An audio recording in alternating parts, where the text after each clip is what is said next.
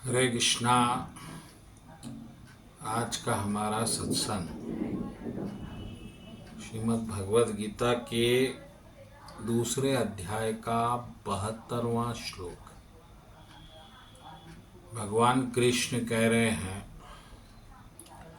यह आध्यात्मिक और ईश्वरीय जीवन का पथ है जिसे प्राप्त करने के बाद मनुष्य मोहित नहीं होता, और यदि कोई जीवन के अंत समय तक भी इसे प्राप्त कर लेता है तो वह निश्चित ही भगवत धाम को प्राप्त होता है।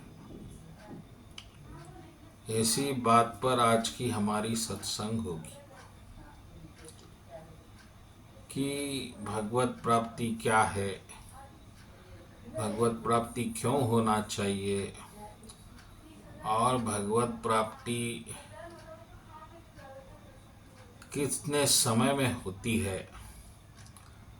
ये सब बातें इस श्लोक में भगवान ने बताई है। महत्वपूर्ण श्लोक है।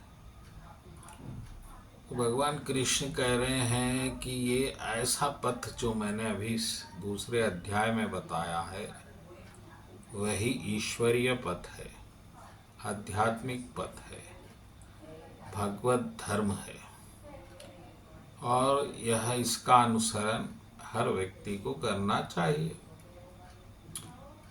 और कोई इसे नहीं करता है तो निश्चित ही वह उन लाभों से वंचित हो जाएगा जो मनुष्य जीवन, मनुष्य देह में, मानव जन्म में प्राप्त की जा सकती। स्वभावतः ये देखा जाता है कि मनुष्य पहले तो धन में सुख ढूंढता है और धन वस्तुओं के निमित्त मात्र में उसकी प्राप्ति के हेतु उपयोगी है। लेकिन जब सुख का माध्यम वस्तु नहीं रह जाती और सुख का माध्यम भावना, अनंत भावना, प्रेम भावना हो जाती है तो वस्तुओं का कोई मोल नहीं रहता। जैसा आपको बेटे की प्राप्ति हुई है तो बेटा तो कोई वस्तु नहीं है, लेकिन उससे आपको जो आनंद मिलता है वह किसी टीवी खरीदने के आनंद से बहुत ज़्यादा मूल्यवान है। इसी प्रकार ऐसे कई आनंद है जो वस्तुओं से परे है लेकिन बहुत आनंदमय।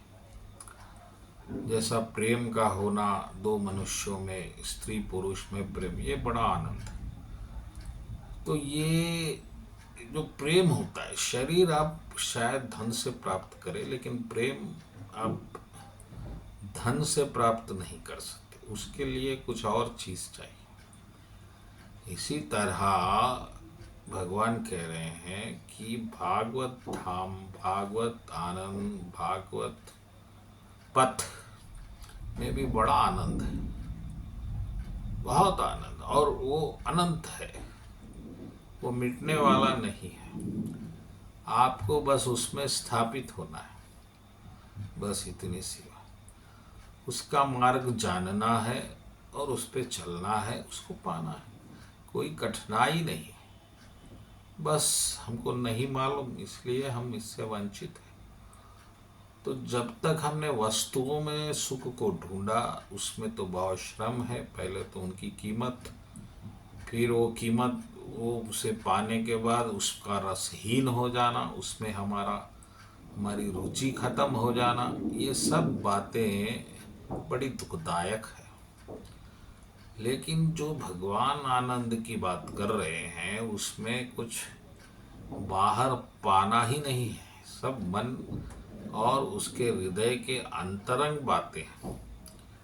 जैसा परमात्मा हृदय में है, आत्मा हृदय में है और हृदय शरीर में है, तो ये सब अंदर है। बस उसमें वहाँ आपको बैठना है तो आनंद लेना है। तो बिना पैसे के, बिना 1 रुपया खर्च करे स्वभावतः स्वाभाविक आनंद आपको प्राप्त करना है। तो ये स्वाभाविक आनंद अगर आप मरने से या मृत्यु के 1 घंटा पहले भी प्राप्त करेंगे तो निश्चित ही आपको आनंद की प्राप्ति हो जाएगी। और मृत्यु के बाद जिस तरह यहाँ मृत्यु लोक है, ऐसे कई प्रेम के लोक है, गोकुल है, गोलोक है, वैकुंठ है। वहाँ आपको प्रवेश मिल सकता है अगर आप प्रेम में जीना पसंद करेंगे तो आप निश्चित ही इस पथ पे बढ़िए और अपने जीवन को आनंद से भरिए। ये वस्तुओं के आनंद की भाग को रोकिए। इसमें कहाँ तक भागेंगे आप? भागते भागते जीवन भाग जाएगा, लेकिन वस्तुएं ना उनका मोल खत्म होगा, ना उनकी दौड़ खत्म होगी। ऐसा जानकर भगवत धाम की शरण लेकर भगवत प्राप्ति का प्रयत्न करें। बोलो कृष्ण कन्हैया लाल जी की जय।